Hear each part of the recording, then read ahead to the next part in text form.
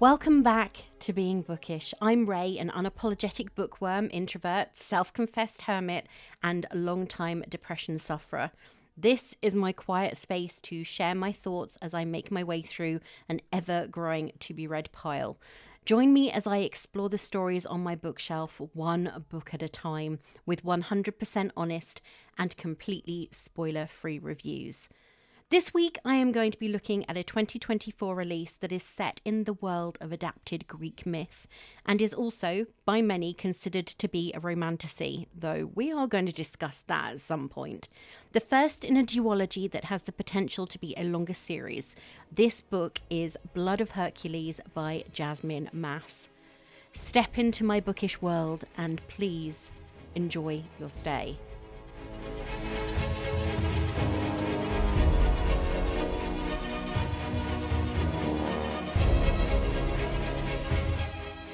Step into the Colosseum at the Spartan War Academy where monsters are made, immortality is won, and even a god can die. Do you have what it takes to become a god? Alexis Hart isn't a hero and she certainly isn't a god. She's a survivor. But when a blood test grants her admittance to the Spartan War Academy, Alexis will have to do more than survive to graduate. While unyielding gladiators Achilles and Patro hone her into a warrior, her professors, the two brooding heirs to the underworld, haunt her steps and her thoughts. Because where there are gods, there are bound to be monsters, and there is more than one hunting Alexis. As with every book I review, I am going to keep my personal opinions and specific talk about the plot, characters, and underlying themes to the end. And I am going to maintain my spoiler-free promise. You won't learn the big twists in the plot from me because I really don't want to ruin everything for you. The story takes place in the year 2090, a dystopian world controlled by a dozen influential Spartan families, where ancient mythology merge with modern threats. The Spartans are divided into Olympians and Chthonics. Olympians are thought to be honourable and helpful, while Chthonics are dangerous and cunning. Titans are hunted down and Spartans are only a minority. To ensure the survival of Spartan blood, a new law is passed by the Federation that determines all Spartans must take marriage oaths at 26, choosing from a list of suitable suitors and brides in a plan to dilute Chthonic blood to lessen their power. Female heiresses, even mutts, are extremely rare in Sparta, so marriages to more than one person are possible. Alexis Hart hasn't had the best life. At 19, she is living in a cardboard box with her younger brother Charlie, who is mute and can only communicate using sign language. Her childhood in a Montana trailer park was full of trauma. She was in turns neglected and severely beaten by foster parents only in it for the money. It eventually reached the point that Alexis was forced to hide Charlie and literally fight her foster mother to save herself and her brother from death. The fight ended with her foster mother dead, her father arrested, and both children alone. The abuse she experienced has left her blind and deaf on her right side, though she doesn't let this affect her. Determined to give her brother a better life, she spends her spare time tutoring wealthier students in maths and avoiding getting involved in the politics of the school, though this doesn't exclude her from being bullied by other students. Her solitary comfort in this misery is Nyx, a snake only she can see. Knowing that she needs to protect Charlie, she sits for the Spartan War Academy exam, hoping for financial aid.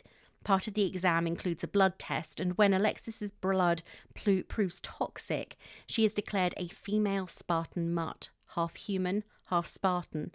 She is immediately torn away from Charlie and everything she knows and transported to the Colosseum, where a massacre amongst all Spartan children of age is about to take place. From the second Alexis arrives, her life becomes a brutal fight for survival. She is dropped directly into the initiation massacre, where recruits are forced to slaughter one another.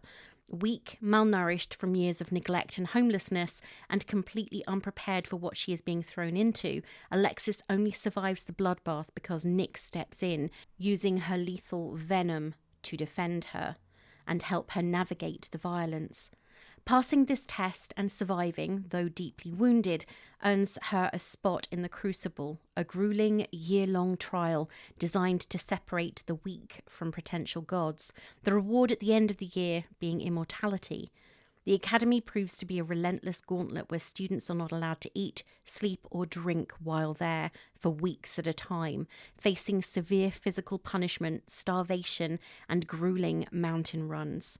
For every mistake, they are forced to run the circuit, which includes running up a mountain and then swimming in the river Styx, wearing only togas.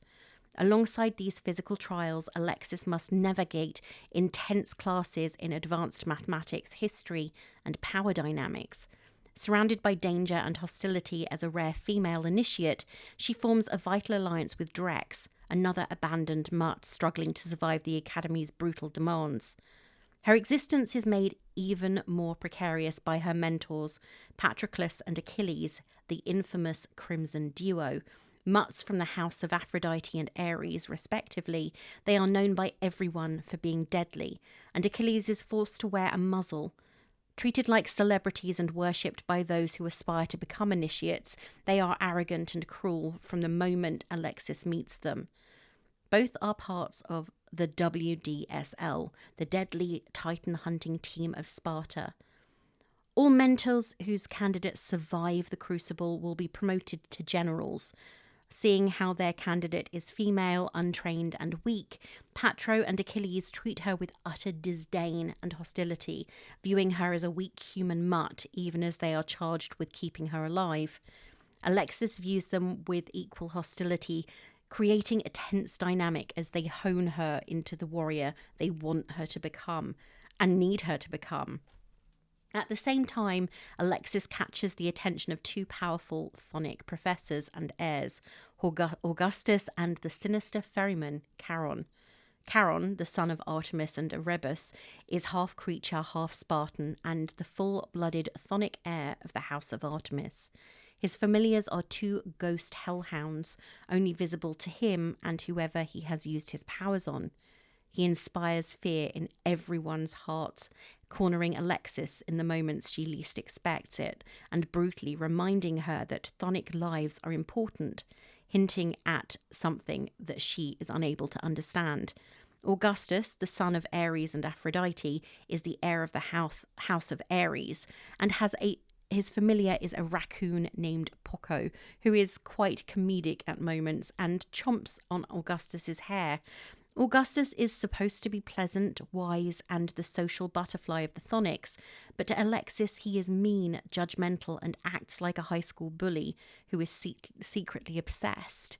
His mind powers can cripple someone in seconds, and he is initially enraged by Alexis, believing she brings dishonor to Spartan heiresses, and by participating in the Crucible, is putting Patroclus's younger sister, the delicate and enchanting Helen, at risk.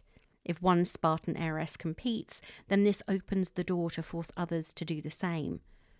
Alexis slowly grows stronger while training and learns a lot about the two men who are her mentors, including the fact that they are inextricably linked to each other. They're in love, and while they will not show this vulnerability to others, they enjoy a relatively domesticated life when not hunting titans, away from the press who are obsessed with them and every single action they do.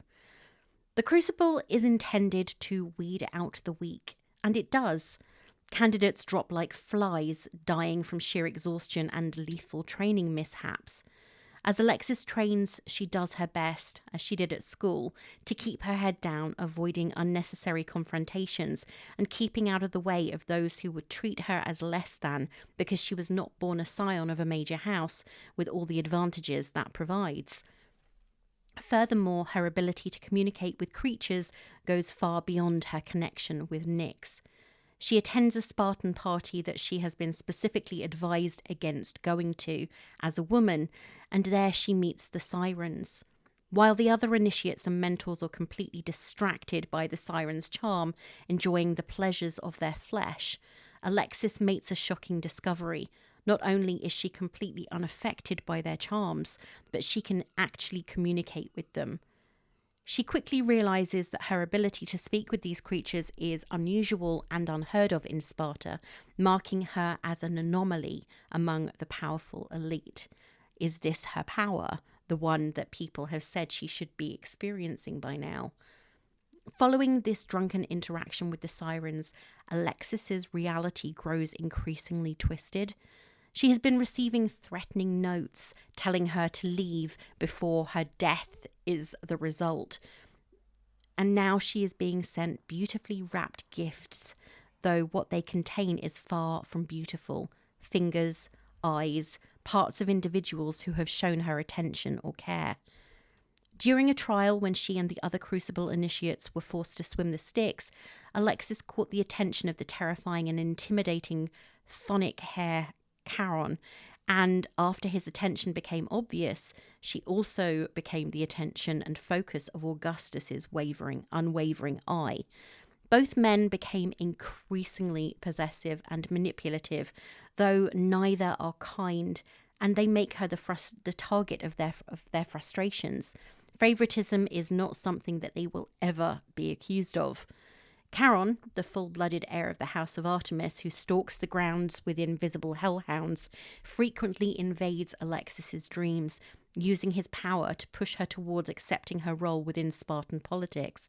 Augustus, the powerful heir of the House of Ares, monitors her with equal obsession, his mind powers casting a constant shadow over her training. The tension peaks at a grand masquerade ball, which quickly turns sinister when a deadly kidnapping plot unfolds. Theros, the son of Zeus, is desperate to eliminate any threats to his inheritance and sees Alexis as a rival, since Zeus is sure that she is one of his many illegitimate children. He's a profligate womanizer, both in this world and the Greek myth of Homer. He is the source of the threats that Alexis has been receiving and kidnaps both Alexis and her friend Helen, leaving them tied up in the middle of a Titan-infested wasteland to be devoured. In a frantic, bloody bid for survival, Alexis is forced to break her own hands to slip her bonds and free them both. Of course, this is not the end of the story, but revealing any more would, again, spoil everything for anyone who is looking to pick up this particular book.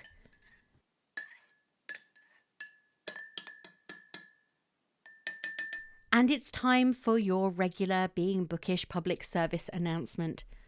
Read what you want. Pick up any book that sparks joy or takes your fancy. Reading should be fun, not a chore. DNF when you want to. I wish I was better at it. Read what you love. And above everything else, this is not a competition. Whether you read 5 books in a week or 5 books in a year, as long as you enjoy what you've read, that's really all that counts. This is not a call to action. If this genre isn't yours, please don't force yourself to read it just because.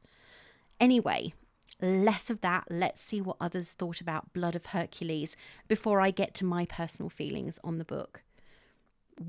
Whitney did not enjoy this book, and while I can't read some of her review out loud because this remains a somewhat family-friendly podcast, in her 1-star review, she said, "This is my first book by this author, so maybe I just don't enjoy this specific style of writing. With that being said, what the heck? Let's start with our FMC, Alexis. She was not likable. The entire book, I was screaming at her to just speak up. She's this quiet, stuttering little mouse the entire book. Says she's never speaking again like 7 million times, then randomly at the end goes, if one more man tells me what to do, I'm going to lose it. Huh? Then do something. The last 2 chapters, Alexis all of a sudden is supposed to be this badass, sharp-tongued heroine, and I'm not buying it. Now, the MMCs. I was so uninterested. I will say what made me mad is the way the author marketed this all over TikTok with lines from Patro and Achilles, just for them to not even be heavily involved in the plot. Alexis spends the most time with Augustus and Charon, who are apparently super scary and mean and incredibly boring. I was rooting for absolutely nobody. It's like the author tried to cram every bad boy trope she could into them, messily. And now I'm afraid we must discuss the writing. Blech. Oh my gosh, the humour was awful. You know how middle school boys think they're the funniest people on earth and everyone else knows they're unfunny and annoying?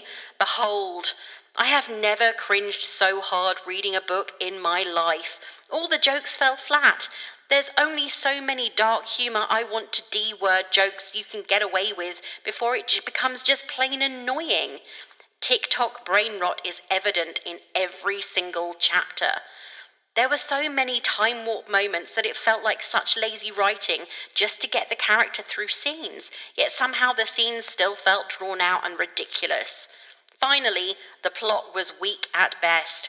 I figured out everything like 30% of the way through the book, and because it was so easy to figure out, it made the FMC seem stupid every time she willfully ignored the obvious truth in front of her.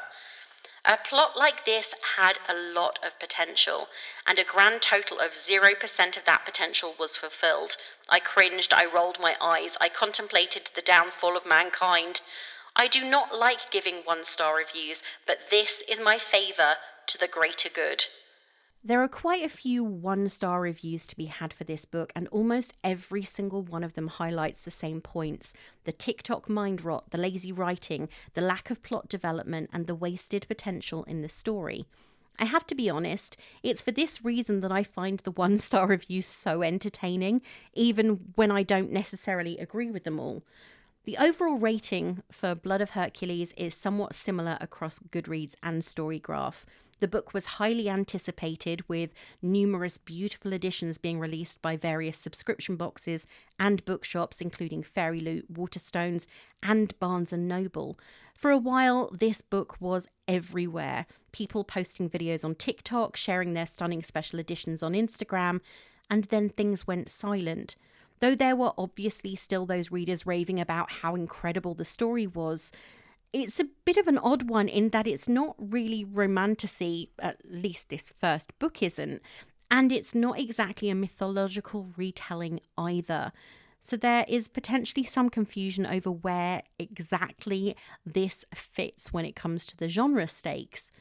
On Goodreads, Blood of Hercules has earned an overall rating of 3.92, and on Storygraph it's lower at 3.79, which I have to admit I was surprised at, given all the incredibly positive reviews that I saw when the book was first released. Right now, it has 177,544 ratings and 25,978 full reviews on Goodreads. And on Storygraph, it has 24,693 ratings and 5,240 reviews. Storygraph also shows that 4% of readers who started the book ended up marking as a DNF. Surprisingly, just 38% of Goodreads reviewers rated the book a 5-star read, though I do wonder, as I do every single time I review a book, how that ratio would shift if people were able to use half and quarter-star ratings on the platform.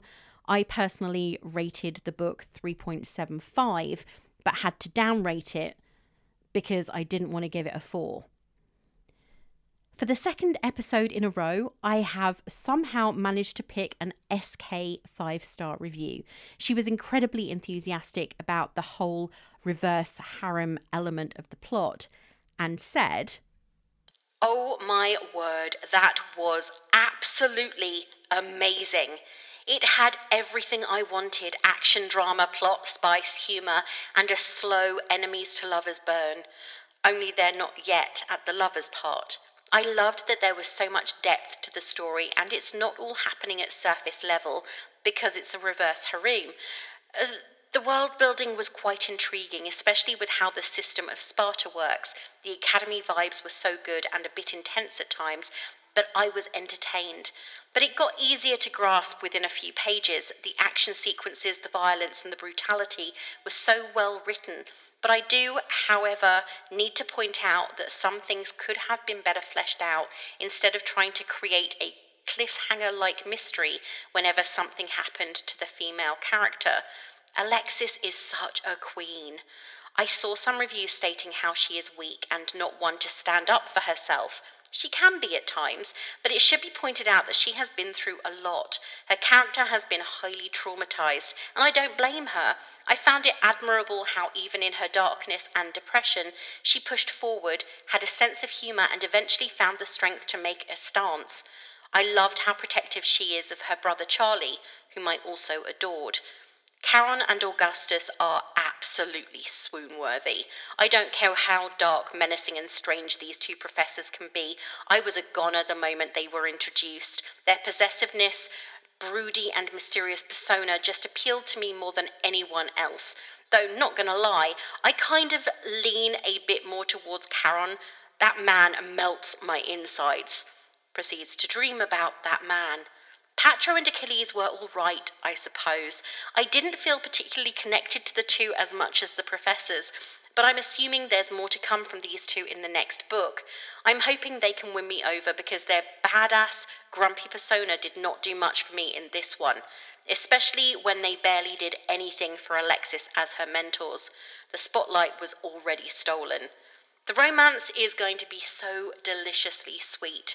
The reverse harem is being set up beautifully, and I'm here for it. The spice and what little we got in this book has me satisfied, given I always like my romances to be full of emotional connection and at a slow, torturous pace. Like, yes, make me yearn. The ending was pretty good. I just wanted to keep devouring this book. Some of the plot twists had me surprised, and I loved that cliffhanger. So excited for the next one to come out. Definitely check for trigger warnings though. While it's fun, there are heavy and dark themes being discussed and can be quite triggering. Many of the 5-star reviews were either filled to the brim with spoilers, a lot of cursing, or what I guess I would describe as fangirl squealing, which doesn't really translate well when read out loud. Also, SK's reviews are pretty entertaining, and I think that sometimes you need that when you're reading through so many, as I do every time I get to the point of researching and writing my script. No matter what my personal feelings on a book, I can always find readers at both ends of the spectrum who share my opinions, or at least some of them. Even when I absolutely adore a book, I can be honest and acknowledge that not everything about it is perfect. Though I may well come for you if you say that you thought The Raven Scholar, Clytemnestra, or any of my top reads for previous years sucked. Just kidding. Well, sort of. And if you do feel that way, why? Seriously, why?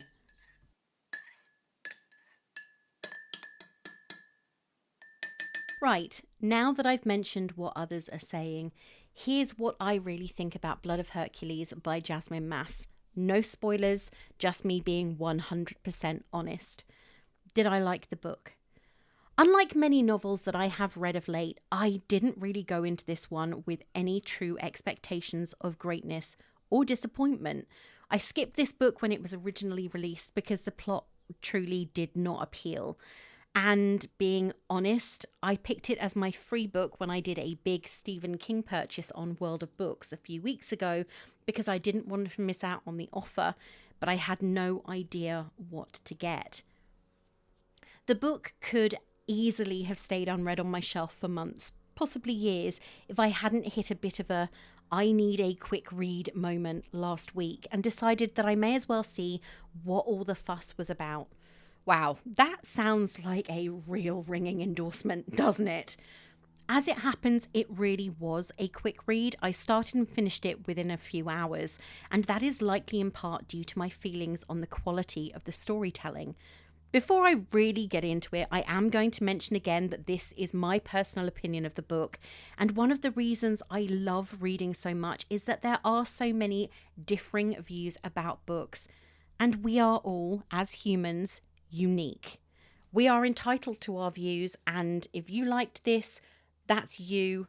If I don't like it, that's me. I'm not going to say my opinion, Shiz, is more important than yours is, and vice versa.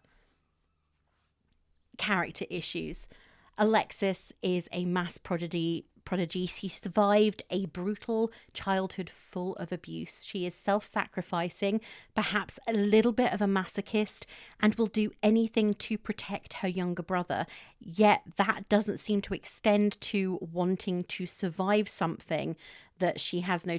Yes, she has no choice in being part of it, but she is offered the chance to survive, and she seems to be very ambivalent about it. The fact that she does love her younger brother this much is admirable, and I would never say it wasn't. However, I can't help feeling that she is frustratingly uncaring about her own survival. She seems to just float through life.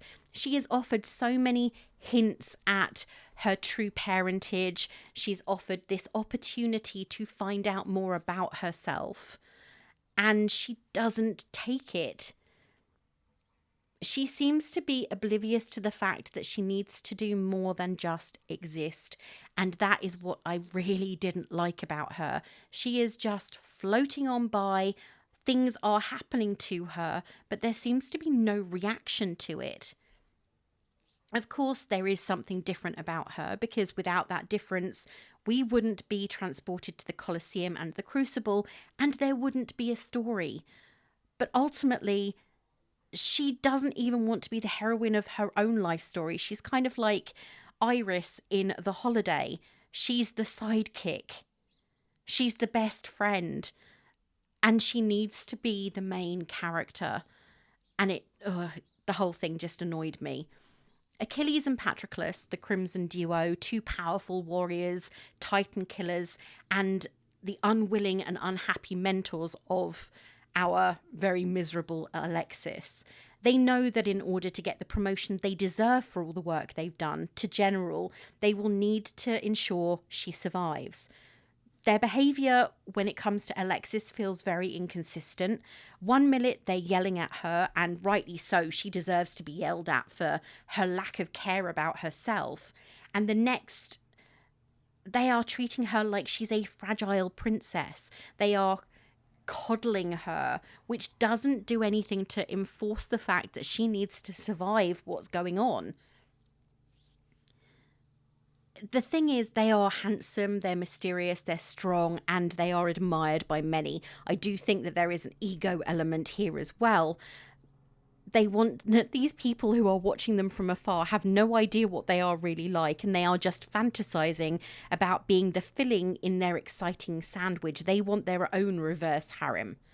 One scene that really establishes these two as characters that you can almost relate to is when Alexis witnesses them on their own porch, and they are in an intimate moment. This feels like a callback to The Song of Achilles, the book by Madeline Miller, which I absolutely adore. And if you haven't read it, maybe it's worth picking up. And other Iliad retellings that have Achilles in love with Patroclus and falling into a mindless, murderous rage after he is killed on the Trojan battlefield. One thing I will say is I am perplexed by the whole mask thing. I appreciate the fact that in this particular universe, one word from Achilles' lips could kill people, anyone surrounding him, yet we never see any evidence of this, and personally, it felt like a very pointless thing. In general, it felt very, very pointless. It didn't need to be there. We could have just seen his face and everything else, and we keep on getting these descriptions of him smoking through his mask, which then begs the question, why is he bothering to wear a mask? Because he obviously can open his mouth behind it, and surely the mask isn't going to stop him from speaking unless it is soundproof. Charon and Augustus are another duo and the final two members of the Titan hunting squad that starts with Achilles and Patroclus. Phonic heirs to the House of Ares and Artemis, and wow, I tried to remove the H when it was unnecessary. Serving as observers and professors at the Spartan Academy, they're angry at Alexis's presence because it means that Helen, one of their close friends and sibling of Patroclus, could also be in the firing line. I think that Charon is meant to be some kind of reference loosely to Charon the boatman on the River Styx. At least that's the image I get when I think back to the first time Alexis really encounters him, when he's on the river observing all of the initiates swimming across the river. Their characters are inconsistent, and I really found myself disliking the fact that they blew hot and cold. I also struggle to see them in this blend of ancient and modern that Mas has tried to create with this particular novel.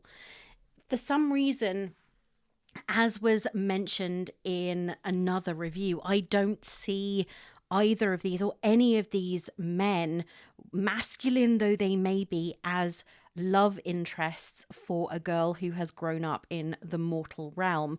They are described as half monster, half human, or godlike. The images that you see of them, they have these odd little crowns on their heads, and they don't have fully human features. And when I think about Charon and I associate him with the ferryman on the River Styx, I see an older, wiser, hunched over man. And perhaps that's my interpretation of the mythology. But it's not going to go away just because I'm meant to see these characters as somewhat sexually appealing. And I think this, for me, is where a lot of the book happened to fail in my own personal expectation of these characters. Had they been given any other names, it may have been different. Now I get to one character that I absolutely loved, and it's weird. I find that I quite often will read a book, and when I'm not enjoying it as much, a smaller character or one that doesn't feel as massively significant is the one that catches my eye, and that is Nyx. A little bit twisted, definitely bloodthirsty, and Alexis's loyal companion, protecting her from the darkness and the predators waiting for her to show her weaknesses in the height of battle or competition. Nyx is probably, for me personally, the best character in the book. Named, and here I am guessing, as I have done with other characters, for the goddess of night, though that is where the connection ends. She has a great sense of humour, and her sarcasm is something that really appeals to me, possibly because I'm British and we breathe sarcasm, but also because she manages to bring levity to events. She's the one who can always be trusted to see the brighter side of things and be almost Alexis's voice of sanity and sense more than anything, which is a bit stupid when you consider how Alexis has grown up. She should have this common sense of her own and this ability to view an event or a situation and think about her own self-preservation. While reading the book, it may feel as though there are a cast of thousands, but so many of these characters, often given names of gods, goddesses, and heroes from mythology, serve as background noise more than anything else. A siren who dies, a boy who shows interest in Alexis only to end up fingers and eyes in a gift box or drowning in the River Styx, food for a hungry titan, or a commentator on the clothes Alexis should wear to a ball. And that sadly includes her brother Charlie, who appears at the beginning of the book, and though he is mentioned quite frequently throughout the book because of Alexis's own concern for him, he doesn't appear again until the very end. And he is almost like an afterthought that Mas has written down, oh, I need to bring him back into it. The core cast really consists of Alexis and the two duos of warriors who have differing intentions for the mysterious Spartan woman who is the first to appear for centuries and could, maybe, be the source of a potentially destructive prophecy. A prophecy which barely gets another mention throughout the entire book. Having read Jasmine Mas's biography before I picked up Blood of Hercules, and despite my misgivings, the ones that had me skipping the book and not bothering to give it a further thought for almost 2 years after its initial release, I was still feeling a little bit hopeful. Wow, that was a bit dumb. She's educated, a law and classics graduate, so she has the knowledge. So it wasn't exactly unreasonable of me to hope that this book would have something in it that really spoke of her educational background, her grasp of the mythological world, the gods, goddesses, prophecies, and adventures. Apparently, that was just far too much for me to hope for.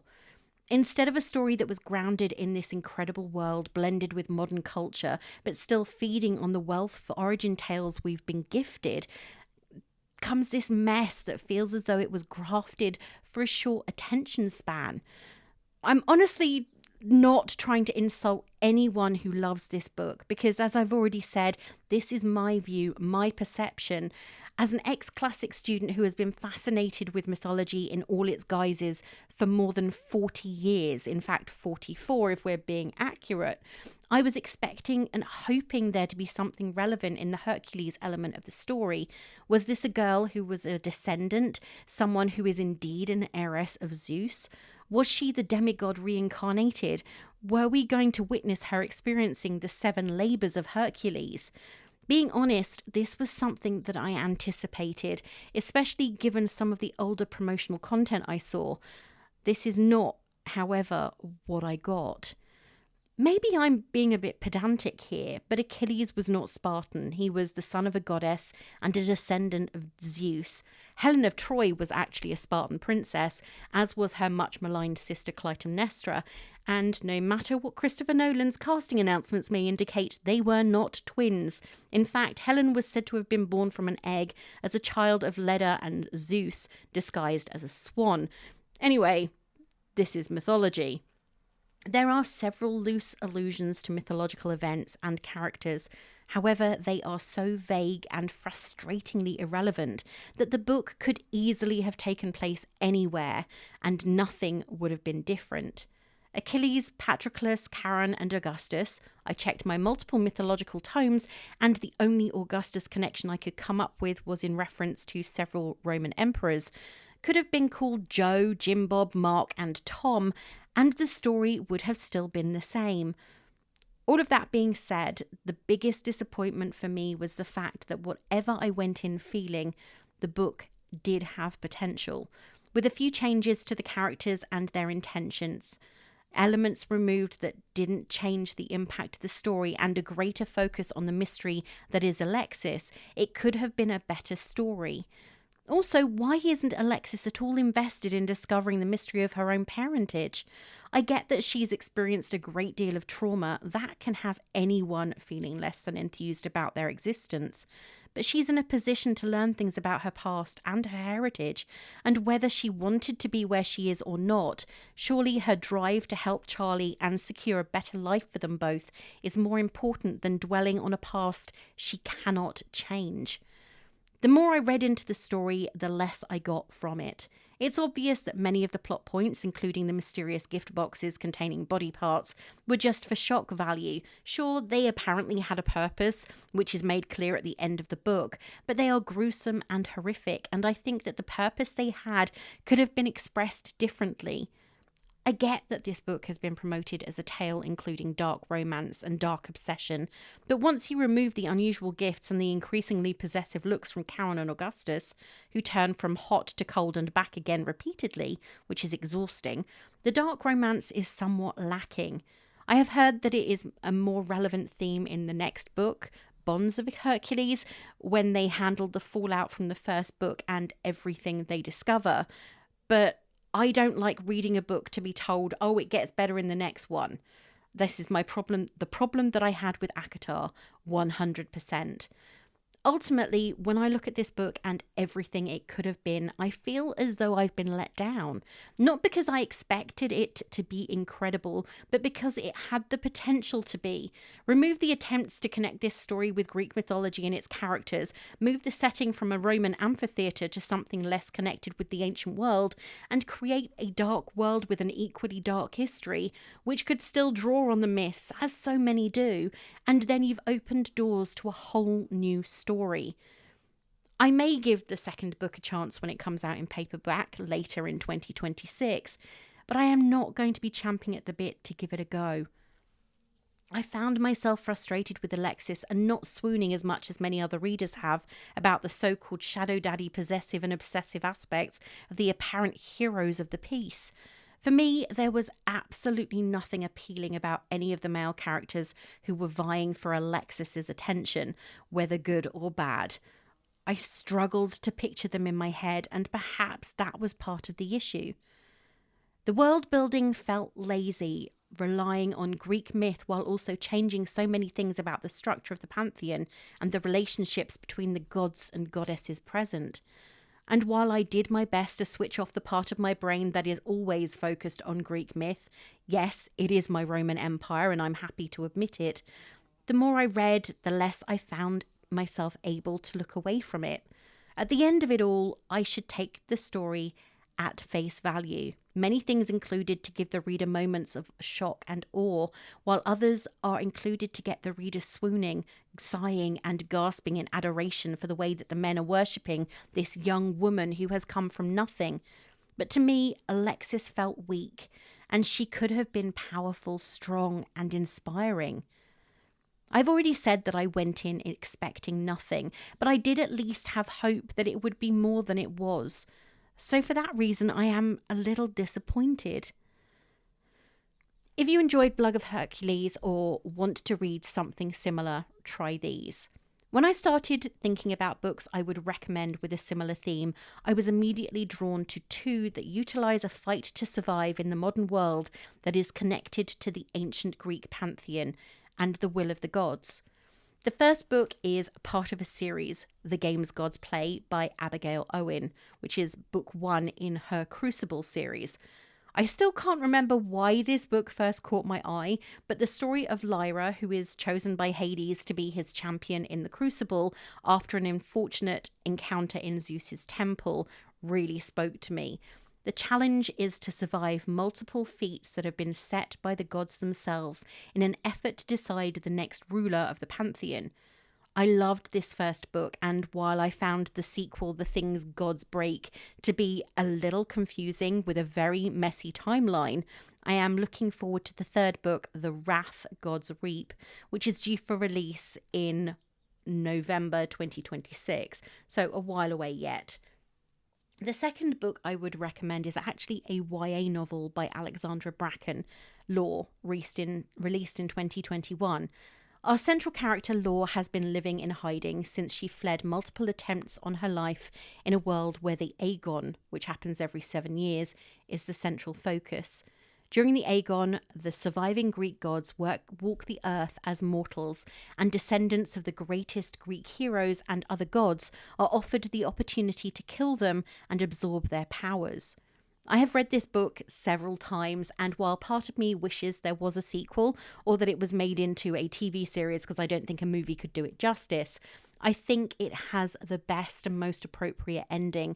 So you can decide as the reader where you think things will go next. Of course, there are also the raunchier tales, if the dark romance aspect of Blood of Hercules and the sequel is what you're after. Books including Neon Gods by Katie Robert and A Touch of Darkness, which is currently still on my TBR with the 2 sequels that I purchased about 4 years ago by Scarlett Sinclair. I am sure there are more books. In fact, I have no doubt there are more books I could list here because over the last decade, using the rich tales of Greek and Roman mythology has been a very popular thing to do. So if you have any books you feel I should perhaps pick up or recommend to others, please do let me know because I'm always looking for more Greek myth.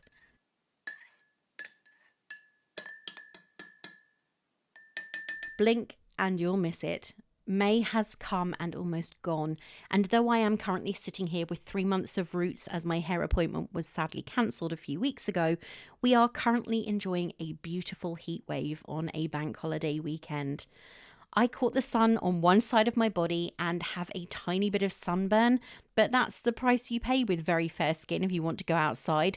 And before anyone says anything, I was wearing factor 50. I just really burn easily. Every single one of my May pre-orders, including one not due for release until the very end of this month, have actually arrived. And so far, I have enjoyed reading 2 of them, and I am currently reading the 3rd. I have actually only got 1 book on pre-order for June. I have sadly skipped all of June's subscription boxes, Illumicrate, Fairy Loot, everything else that I'm subscribed to, including Locked Library, as none of the books appealed to me. And that means I will have time to devote to reading through all the books I've received over the last few weeks, including a few stunning arcs that I cannot wait to get stuck into. That being said, reading progress has been much slower this month. I may have possibly been experiencing a mini slump, but I'm hopeful that it's over now and I will be moving forward with my next read, whatever that happens to be. I do have a few that I need to read before the end of next week. In all fairness, May is always a quieter reading month. And I should probably listen to what I tell you when it comes to book count. This isn't a competition. It's about enjoying the time I spend with each character and every story, rather than rushing them through to say that I've read another book. And speaking of reading, I know that I have a few weeks to go, but I am already thinking about which books I'm going to take with me when I go away for work. I am under no illusions whatsoever that I'll have time to read when I get to the event itself, but the journey there and back will be a free-for-all, approximately 8 hours of total uninterrupted train journeys, and there are so many great books on my shelf at the moment. I'm smiling at the thought of the opportunity this gives me. I am determined I will not be doom scrolling on the journey. I just have to think about how heavy I want my bags to be. Later this week, I will be releasing a video episode, I know, shock, horror, awe, on YouTube that is the second of my Stephen King Thing spin-off. Lorraine and I will be talking about King's 1981 novel about the poor, rabid St. Bernard Cujo. This isn't a usual Being Bookish episode. We have spoilers, and it's definitely content intended for the more mature listener because the books are not really universal audience friendly. So if you want to know what we thought of that book in all its terrifying glory, give that one a go. You'll find the link on my website, and the audio will be available as a bonus episode wherever you normally listen to my episodes. Well, that's it for this week, and thank you so much for listening. If you're enjoying the show, why not share it with friends or family? And please do leave a star rating on Apple Podcasts, Spotify, Podchaser, or wherever you happen to listen, because it really does help get this podcast out to other keen readers. You can find me on Instagram at Being Bookish Pod, on X at Being_Bookish, and on TikTok at Being Bookish Reviews, though I have been rather lax in uploading there of late. Prefer reading? Please do head over to beingbookish.co.uk, my website, for spoiler-free reviews, my 2026 reading tracker, and all the links to the podcast in one place. Until next time, this is me saying farewell.